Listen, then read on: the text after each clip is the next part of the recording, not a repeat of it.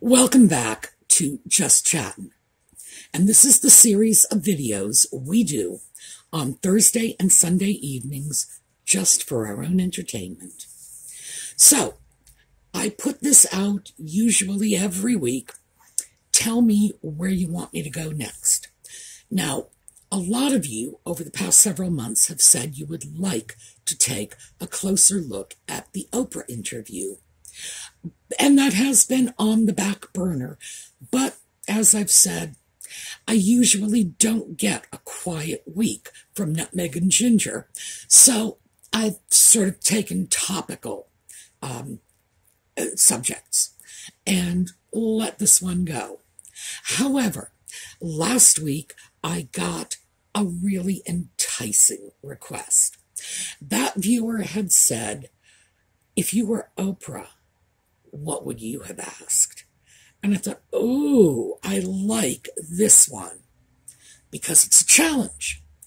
First of all, I have to get information on the interview. It's no longer available online. It seems Oprah is determined to distance herself from the interview at this point. Not surprising. And once I had that information, then, to be fair, I cannot use any information that came out after the interview. I have to just content myself with what Oprah would have known at the time of the interview, or what she could have simply inferred from her own intelligence and common sense. And let's not lose sight of the fact that Oprah Winfrey is no dummy, and she is a highly skilled and very experienced interviewer. She's been doing this for many, many years, and there's no question but that she's good at her job. So that's what we're going to get into when we come back.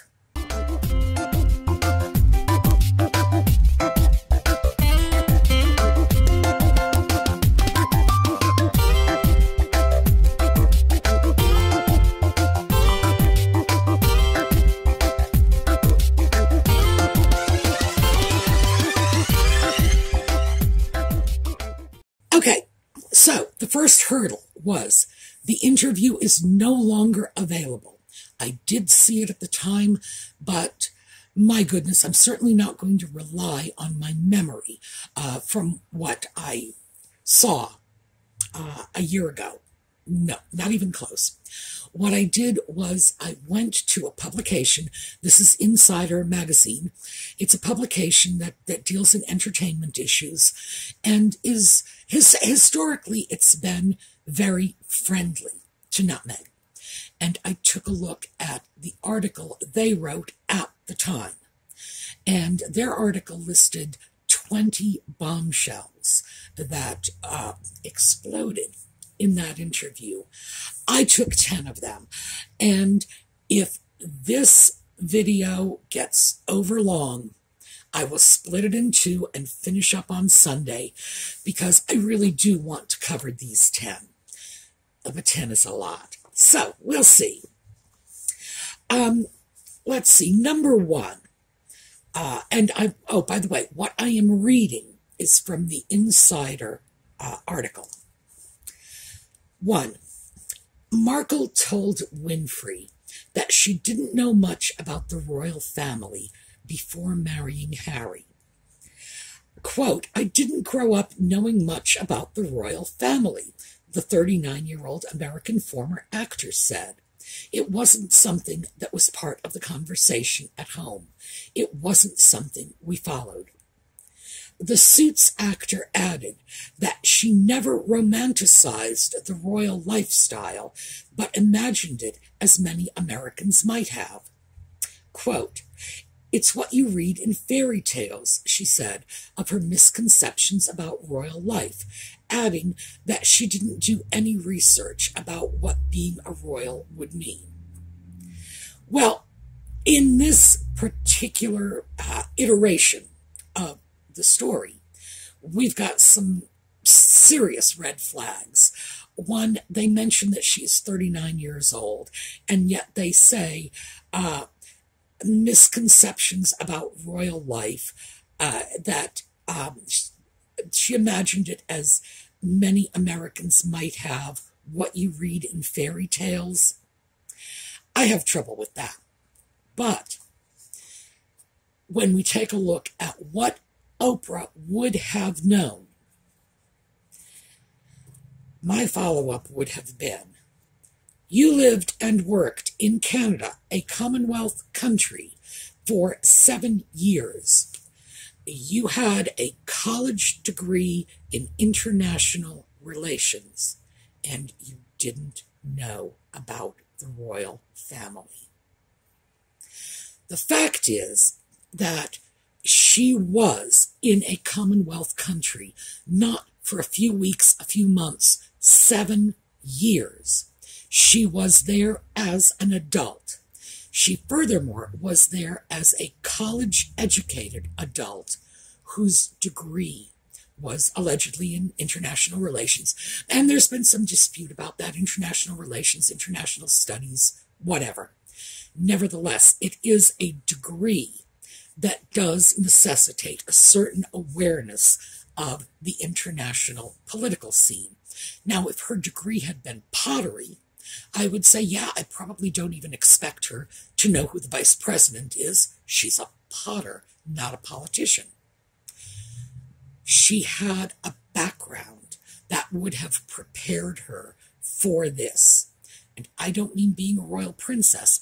I mean just knowing the running of a country you are living and working in for 7 years. That is not a credible statement on the surface of it, and Oprah should have gone after that.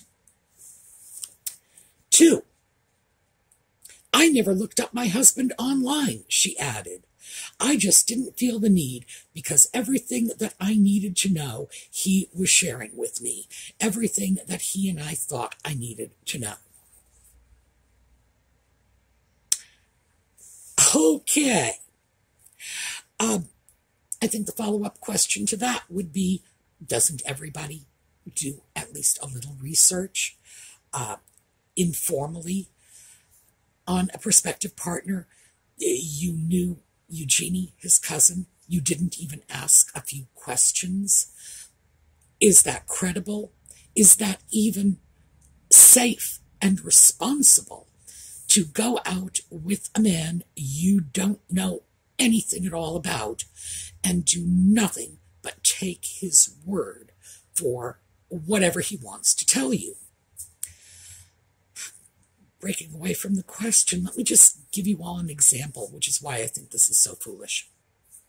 We've all dated. I imagine we've all dated. I've dated, even if you haven't. So we'll stick with that. If I went out on a date with a man and I wanted to talk about my teenage years, what do you think I'm going to tell him? The 2 years I spent in the church choir, or the 4 or 5 months I spent as a go-go dancer in a Filipino bar? Come on. Unless the guy is actually from Manila, you got to know it's going to be 2 years as a church girl.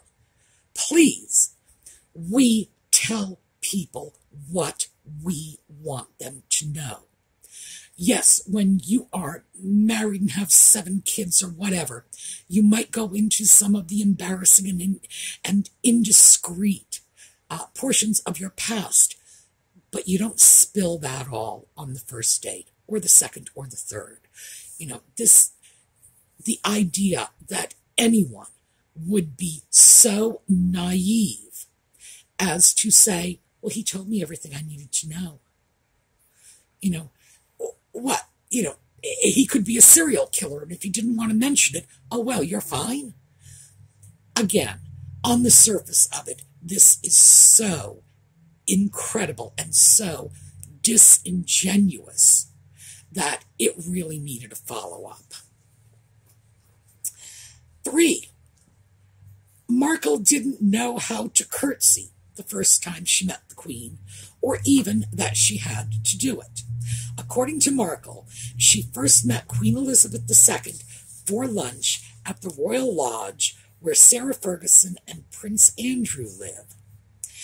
It turned out the Queen was finishing a church service in Windsor, and so she was going to be at the house, Markle said. When Harry learned his then-girlfriend would be meeting his grandmother, he asked Markle, "Right, do you know how to curtsy?" Markle said she didn't realize she would need to curtsy when meeting the Queen. Quote, "I genuinely thought that was what happens outside," she told Winfrey. "I thought that was part of the fanfare. I didn't think that was what happens inside. And I said, 'But it's your grandmother.' And he said, 'It's the Queen.'" Now, we've already talked about this. Americans do not curtsy. That's just not what we do, and I know a lot of you disagree with that. It's a fact. You don't get to disagree with it. Sorry. I believe it was established in the Adams administration, and it was part of our American desire to separate our traditions from the traditions of the European royalty. It was that simple. And interestingly enough, at that time, women routinely curtsied. Men routinely bowed instead of shaking hands. That's how shaking hands became commonplace in America, because we just weren't allowed to curtsy to the president of our country. So, even aside from that, this is another credibility stretcher. You didn't know how to curtsy? She was an actress. What was she going to do if she managed to land a job in a period film or television show? Just sort of stand there and say, "I don't know how to curtsy"? Even little tiny children know how to curtsy. And of course, we've seen films of Nutmeg playing princess. True, that was not available at the time, but we didn't need that to know that absolutely anybody who has ever watched television or movies in their life has seen a curtsy and would therefore know how to do it, because we're not talking about some fancy pirouette from the Bolshoi Ballet. We are talking about a very simple, discreet gesture. One, of course, that I don't think she should have done in the first place, but I don't want to open up that can of worms. Well, I've opened up that can of worms, but anyway, of course she knew how to curtsy. It's absurd that she would say something like that. I do, however, believe she probably didn't think she would have to curtsy. She probably believed that going in as Harry's girlfriend would just let her go over and say, "Hey, Lizzie, what's up?" That I buy. But the idea that she didn't know how, I don't think so. 4, quote, "I don't say that to be disparaging to anyone, because it was a really hard week of the wedding, and she was upset about something," Markle told Winfrey. "But she owned it, and she apologized, and she brought me flowers and a note apologizing." This is in reference to the "I didn't make Kate cry, she made me cry." My immediate question would be, you don't say that to be disparaging? Well, isn't it inherently disparaging? Well, we can't have it both ways. You can't say, "I don't mean to be talking about anybody," and then talk about them. It's not the way it works. Oprah should have called her on it. Absolutely. Because this is just, Nutmeg is literally talking out of both sides of her mouth at that point. Well, not literally, of course, but she is metaphorically talking out of both sides of her mouth at that point. 5. Markle says she was silenced by the royal family and directed to never comment on false reports. Markle said, the actual article repeats this, Markle said she was silenced during her time with the royal family.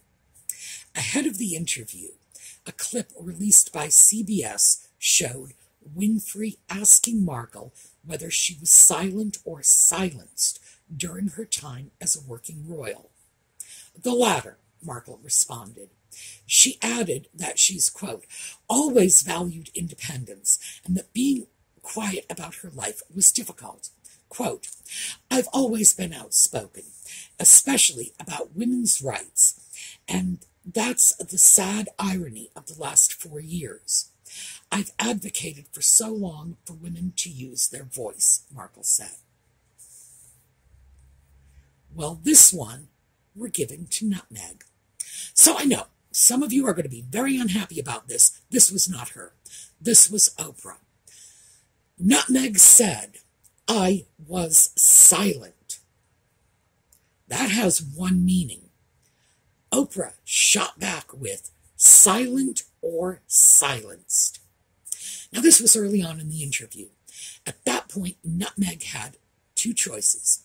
She could either concede that she had been silenced, that Oprah's interpretation of the narrative was the correct one, or she could have confronted Oprah fairly early in the interview, which very likely would have turned a soft interview into a much harder, more confrontational interview. I cannot fault her for saying, yeah, okay, we'll do it your way. I was silenced. Never mind the fact that it fit in with Nutmeg's narrative of being victimized, which I'm sure was just frosting on the cake. But Oprah did not give her an opportunity to say anything different. Oprah just put the words in her mouth. And I think at that point, we have to look to Oprah for this one. Nutmeg didn't say that. It's pretty clear she wasn't going to say that. Oprah said it and just didn't give her the room to disagree. So, 1 point for Nutmeg. And don't worry, she doesn't get very many points, but we're not taking away the points she does get. 6. The idea that she was protected by the royal family crumbled soon after the marriage, she said. That was hard to reconcile because it was only once we were married and everything started to really worsen that I came to understand that not only was I not being protected, but that they were willing to lie to protect other members of the family, Markle said. They weren't willing to tell the truth to protect me and my husband. Well, this is where Oprah really should have jumped on this, because not only is it just letting an accusation go unchallenged, but it's missing out on an opportunity to get something even juicier for her interview. That question follow-up really should have been, who did they lie to protect? And then, what truths did they not tell about you? I would have wanted to know specifically, who did they lie to protect? What lies did they tell? Who benefits from this? And what was it that you expected them to say to counter whatever lies? What were the lies that were being told about you? What did you expect them to do? That was a missed opportunity on Oprah's part, a serious missed opportunity. And she could very well have gotten some juicy gossip out of this one. But it also allowed a blatant statement of misconduct to go unaddressed. 7. Markle then said that some had specifically expressed concerns to Prince Harry about, quote, what it would mean or look like if their son had dark skin. The couple refused to name anyone in the discussions. Quote, I think that would be very damaging to them, Markle said. Quote, that conversation I'm never going to share. Harry later said when he joined the interview. Quote, "At the time, it was awkward. I was a bit shocked." Winfrey said Prince Harry separately told her the Queen and Prince Philip were not the ones who voiced concern about Archie's skin color. The logical question here is, if you're not going to share the conversation, if you're not going to provide details, why bring it up? It's potentially even more damaging to throw out a non-specific allegation. Well, that's actually a specific allegation, not directed at any specific individual, thereby bringing the entire royal family under suspicion. That does a lot more damage than simply identifying the individual who made the statement. And Oprah should not have let that go. She should never have allowed Harry to say, that's a conversation I'm not sharing. You just shared it with the entire world. Don't say you're not sharing. That's the talking out of both sides of your mouth part. 8. Markle had suicidal thoughts after she joined the royal family. Quote, "I was ashamed to say it at the time and ashamed to have to admit it to Harry. But I knew that if I didn't say it, then I would do it," the Duchess of Sussex told Winfrey. Markle was the subject of harsh media scrutiny from the British press, which she said affected her mental health. Quote, "I just didn't want to be alive anymore," she added. Quote, "That was a clear and real and frightening and constant thought." Markle, who also said that at the time she was struggling, she'd spoken with a senior member of the royal institution who told her she couldn't seek help for her mental health because doing so would reflect badly on the royal family. So my question would be, if you didn't want to admit this, why would you have gone to a senior royal administrator, one of the courtiers that she had already stated were sort of in a conspiracy against her, and shared it with them? Either you're willing to admit it or you're not willing to admit it. But being willing to admit it to a virtual stranger who is not favorably disposed toward you, that sort of stretches credibility too. And I think my follow-up question would be, and when exactly did you get the mental health intervention you so desperately needed? Because I think we all know there's been no therapy. If there had been therapy, she would have said so. So we're talking about someone who says, I was suicidally depressed. I couldn't get therapy, and walked away from the royal family, where she is as free as a bird and can get any kind of, oh God, she's in California. She can get people to channel through a crystal ball if she wants. This is therapy heaven out there. So, did she ever get the therapy? I think that would have been a very interesting question. It's one I would have loved to get an answer to. 9.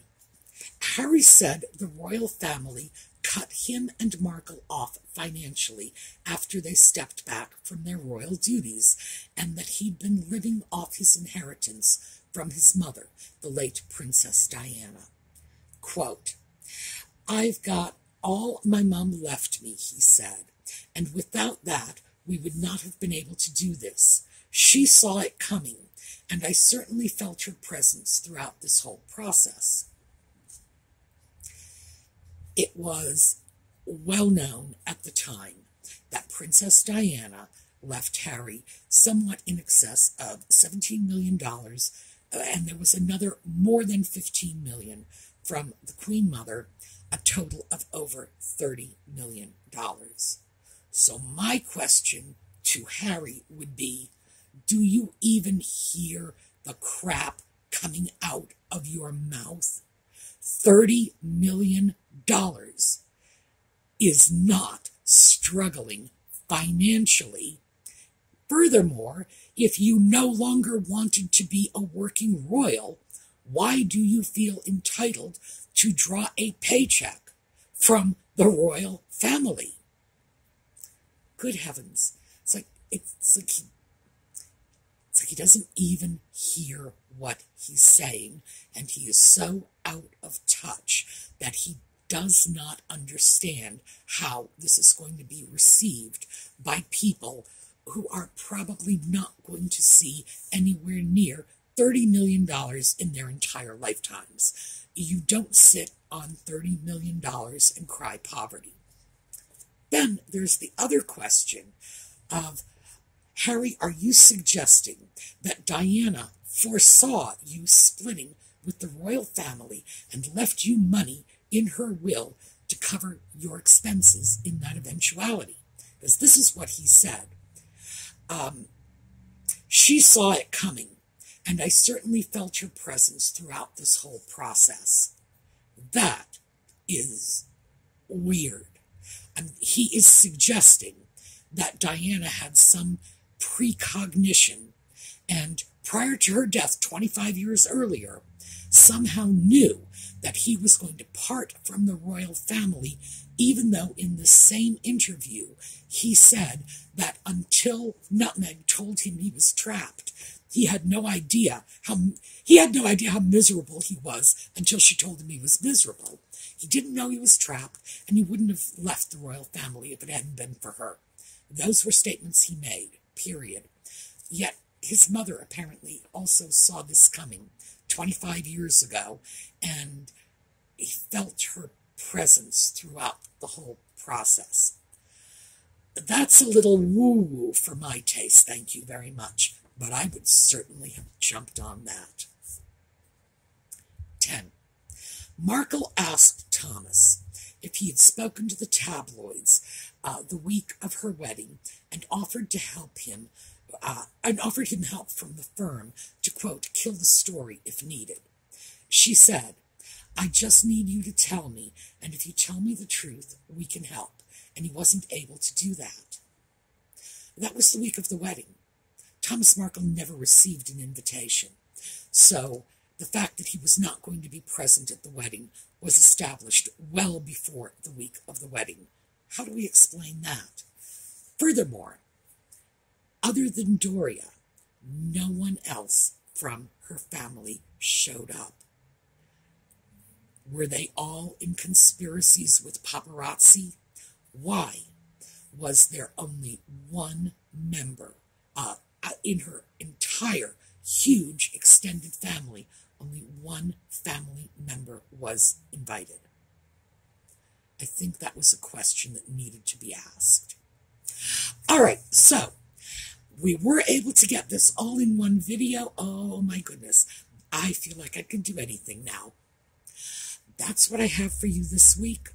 We will see you again on Sunday for more Just Chatting. We will pick up on the thrifting videos on the weekend. In the meantime, of course, as always, I want to hear your comments. What would you have asked? These were my choices. What would you have done if you had been Oprah and wanted to get a good interview, but also get to the truth? Now, remember, the giveaways are still going on over on the Sue Me Facebook page. Go on in, check it out. These are great ladies. And let's take a quick look at a fun slideshow on our way out. I will see you all next time. Have a terrific day.